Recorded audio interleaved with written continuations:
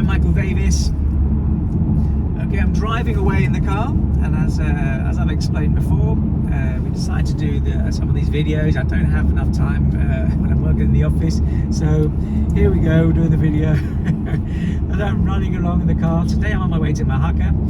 We've got a conveyance in the morning, and this afternoon we've got two Zoom appointments, one to organise some Spanish wills, another one for a family in the States that's inheriting a property in the north of Spain. I'm going to go through that, and then I'm sure Maria from my office will find me lots of things to do during the day.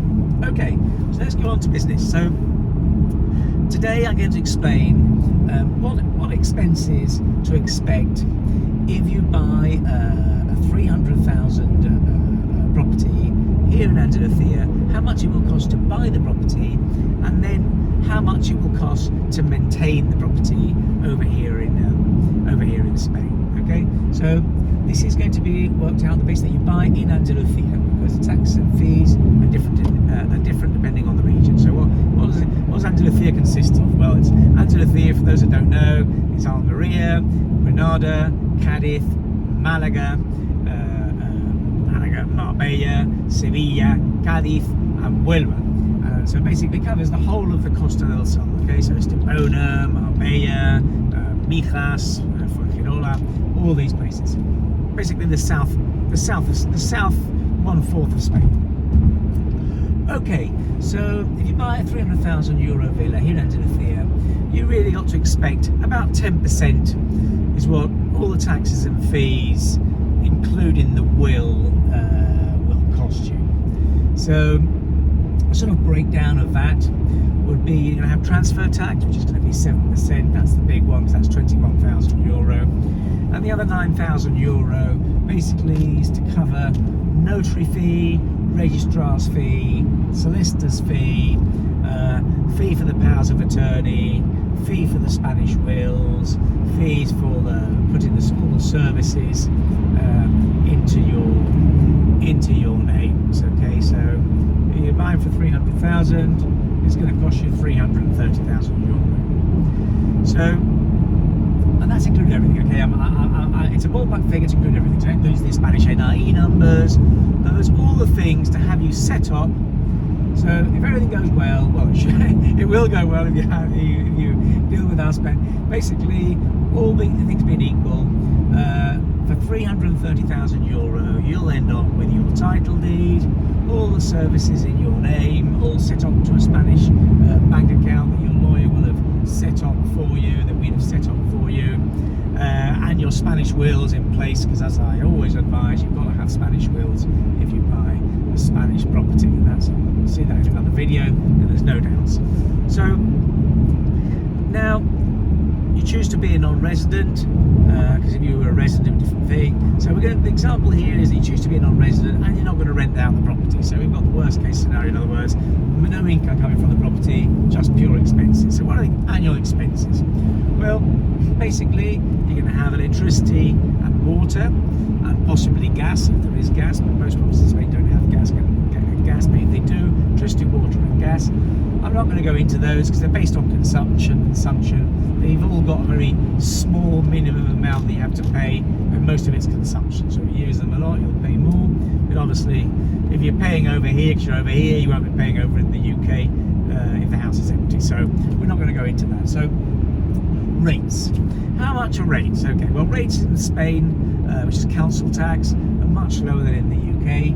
I mean, on a 300,000 euro property, you may be, regardless of whether it's a small villa or a large flat, it doesn't really make much difference, you'll probably be paying around anywhere between 250 on the low end, or 500 euro, maybe up to 600 euro maximum on the high end. Okay, probably around the 400 euro, 500 euro.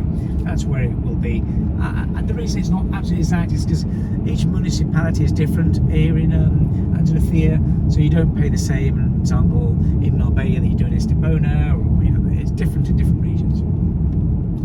So that's the rates office. So work on the basis of around 400-500 euro a year on a 300,000 euro property. So let's say €500 on average. In addition to the rates, you're going to have oops, one second. In addition to that, if you are on a complex, you're going to have community fees. Now, community fees vary and are more or less dependent on the amount of services that community offers. If there's like a large swimming pool that's open all year round, it's going to be more expensive. You know, if there's a lot of garden area, more expensive. It depends on the services. So what I would say is that, you know, on a 300,000 flat, part of an average complex, you'll probably be talking about another €80 a month, up to €200 a month. No, $200 would be too much. I'd say between 80 and €150 a month, depending on the complex. Okay. If the instead of an apartment on a complex, you're buying in an individual villa, then obviously you don't have these community fees. There's one extra that you'll find in some occasions, not very often, but some urbanisations that have not been handed over to the town hall yet and are private. Very often it happens with golf courses. They build a complex, and the infrastructure, the roads, the lighting, etc., for a series of years, sometimes 20 years or whatever, is actually run by what they call here in Spain an entidad de conservación, which is like a community of the complex. So then, in addition to the community fees to your building, the complex, you have to pay a small amount also as contribution to the roads, etc. At the end of the day, when that happens, you normally pay less council tax. So at the end of the day, one thing normally compensates the other. So I think I've got everything there. Obviously, the other things to I've got one more thing. Every year as a non-resident, you're going to have to file what's called a non-resident hypothetical income tax return. If you Google online, you may also see it refers to as the 210 form, and some people mistakenly call it wealth tax, but it's not wealth tax. They don't have wealth tax in Andalucia. So what does this consist of? Well, basically the tax man considers that you make this hypothetical income of either 2% or 1.1% of the catastral value. You use 2% or 1.1% depending on when the last time the catastral value had been updated. Your solicitor will know how that works. So you pay it. So basically they take the catastral value, which is normally a bit lower than the market value. It appears on your rates bill. You take 1.1% of that as your gross hypothetical income, and then you'll be taxed at 24.75% of that amount. So if you've got a €300,000 property, the catastral value will be a bit lower. At the end, you'll be paying maybe €300 or €400 tax, but you'll also probably have to pay somebody to make the return for you each year. That will cost another €200. So if you budget for this non-resident hypothetical income tax return, if you've got a €300,000 property, budget €500 or €600 a year to take care of it. Okay, so basically, non-resident tax. If you only have one property, by law, you are allowed to do it yourself. I recommend you hire someone to make the return for you.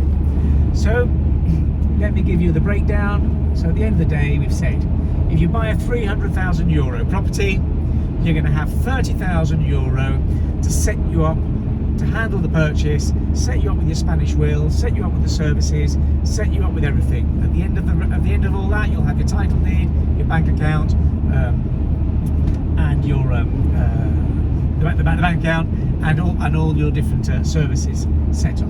So on an annual basis, you've then got to account for the services that we've said we're not going to talk to, just do water, possibly gas, because that's just depends on consumption. But then you've got the rates that we've said are going to be around €500, €500 a year.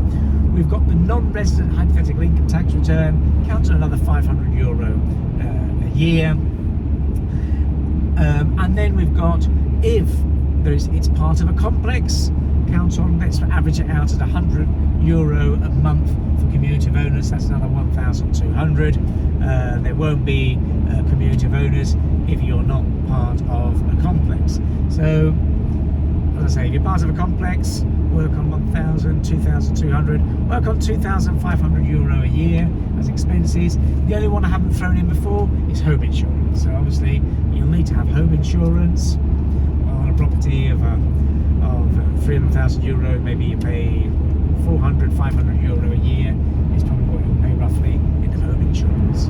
So home insurance included, €300,000. Think along the lines of €3,000 a year and expenses. Okay, these are the foreseeable expenses. Obviously, at the end, everything always results more because there's always going to be things you've got to repair, etc., etc. I don't need to take you down that route because that would be the same as if you were in the UK. I hope this video helped somebody with working out their numbers. Sitting there in the UK, it's like, even though these things seem quite obvious for someone in Spain, for someone coming from the UK, it may be difficult to sort of work out what all these things cost. Please hit the subscribe button, the like button. It's very helpful for us. Thank you for watching.